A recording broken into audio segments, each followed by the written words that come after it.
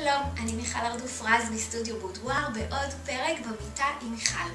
בסטודיו בודואר אני מצלמת נשים, והמטרה שלי ליצור אצל נשים דימוי גוף חיובי דרך טיפוח והשקעה בעצמך ודרך צילום. היום אני מארחת במיטה את עירית הלוי. היי עירית, איזה כיף שהצטרפת אליי. כיף לי, להיכנס איתך למיטה. כן. עירית היא מורה לתטא הילינג ומומחית להגשמה ולהצלחה אישית. היום אנחנו נדבר על איך ליצור דימוי עצמי וערך עצמי גבוה. עירית, אז ממה נובע בעצם דימוי עצמי נמוך?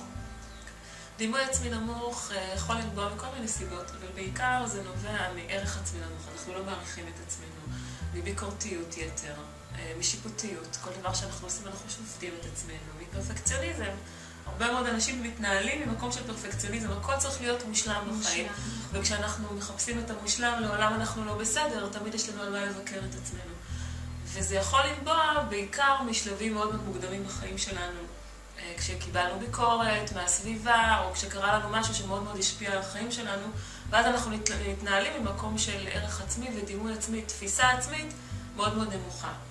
עירית, מה קורה בעצם כשיש לנו דימוי עצמי נמוך?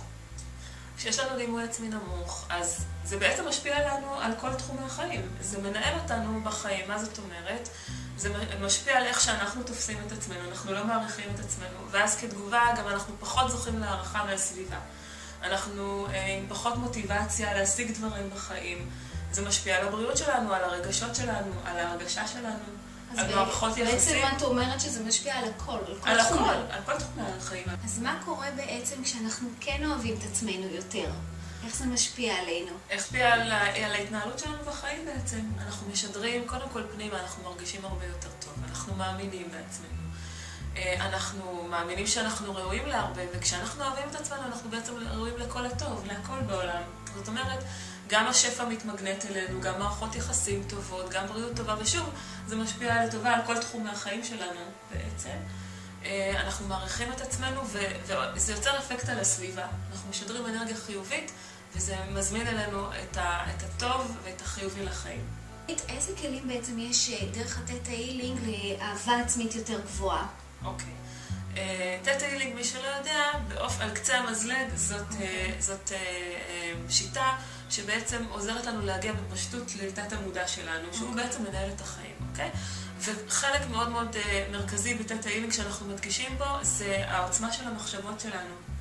המחשבות שלנו בעצם מנהלות אותנו, ומשפיעות על האנרגיה שלנו, על הרגשות שלנו, ואנחנו כולנו יודעים מה זה מחשבה יוצרת מציאות. במחשבות שלנו יש בעצם אנרגיה משל עצמם. הן ממגנטות לנו לחיים דברים חיוביים ודברים פחות חיוביים, בהתאם למה שאנחנו חושבים. והאנשים בעצם לא יודעים עד כמה הכלי הזה חזק, נכון? כמה בעצם המחשבות שלנו משפיעות על עצמנו, נכון? נכון. ואני רואה את זה גם הרבה בסטודיו שלי, כמה נשים בעצם שהן באות לסטודיו ולא כל כך אוהבות חלקים כאלה ואחרים בגוף, ופתאום מתחילות דרך זה שהן רואות את התמונות שלהן, לאהוב את עצמן יותר. כן, משקפת להן בעצם דרך התמונה, משהו שהוא בעצם אובייקטיבי, כמה שהן נראות טוב בעצם. נכון. הנה עוד חזרנו לשיפוטיות. נכון, והמחשבה שלהם על עצמן משתנה לגמרי. נכון. וזה מדהים. מיכל, בואי נדגים עלייך איך זה קורה. בכיף, בטח, בשמחה. בתטא הילינג אנחנו בעצם משתמשים בשיטה שמשתמשים בה בכל מיני תחומים אלטרנטיביים שנקראת בדיקת שריר. מה זה עושה בעצם? הגוף שלנו יודע תמיד מה בעצם בתת המודע שלנו הוא נכון מבחינתנו ומה הוא לא נכון. מה זה אמת ומה זה שקר. עכשיו, כשאנחנו חושבים מחשבה שהיא בתת המודע שלנו אמיתית, אז הגוף שלנו מגיב, השריר שלנו מגיב בהתנגדות.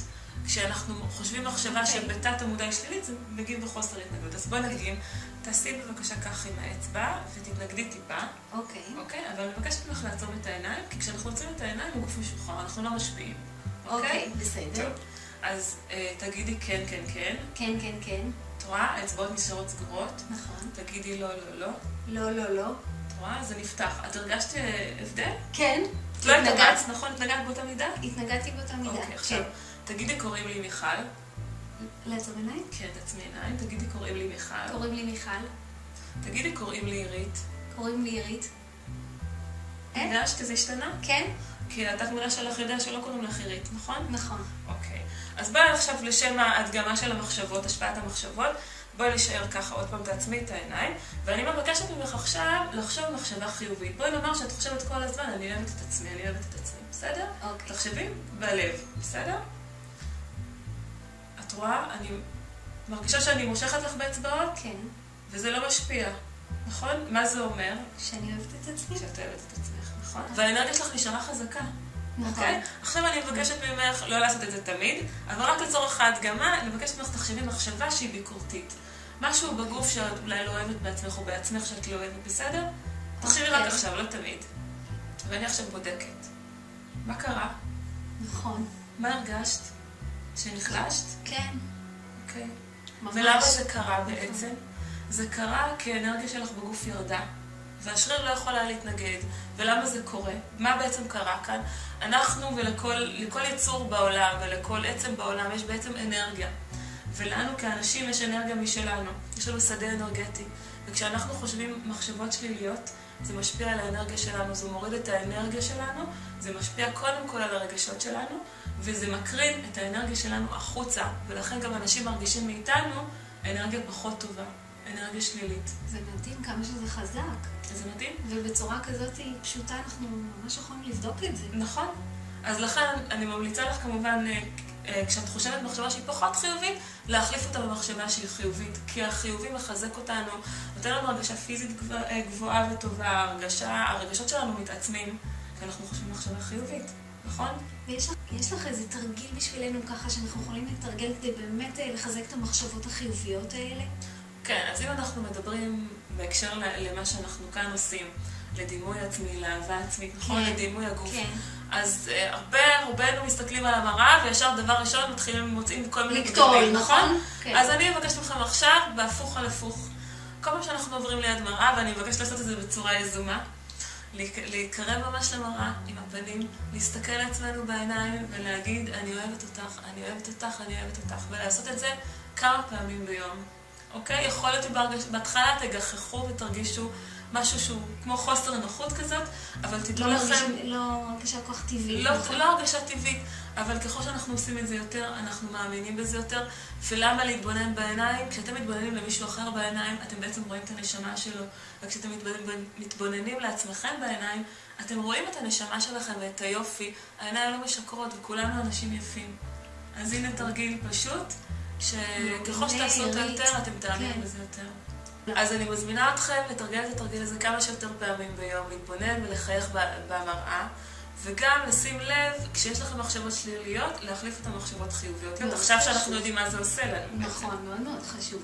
ומזמינה אתכם לכתוב לנו פה למטה בתגובות איך התרגיל הזה השפיע עליכם, ומה אתן עושות עבור עצמכם כדי ליצור לעצמכם דימוי עצמי גבוה ומחשבות חיוביות. אם עדיין לא נרשמת לסדרת הסרטונים שלי, סודות היופי הנשי, שבה אני מראיינת סקסולוגית, סטייליסטית ומאפרת, את מוזמנת להשאיר לי פה את הפרטים, והמתנה תישלח אלייך למייל. לעירית יש גם מתנה עבורך. עירית, מה את נותנת לנו היום במתנה? אני נותנת לכם מדריך של 7 צעדים, איך ליצור בפשטות ובקלות שינוי בחיים. אז יש לינק מתחת שאתם גם מוזמנות להירשם. נכון. עירית, תודה רבה שהצטרפת אליי למיטה. אז להתראות. ביי.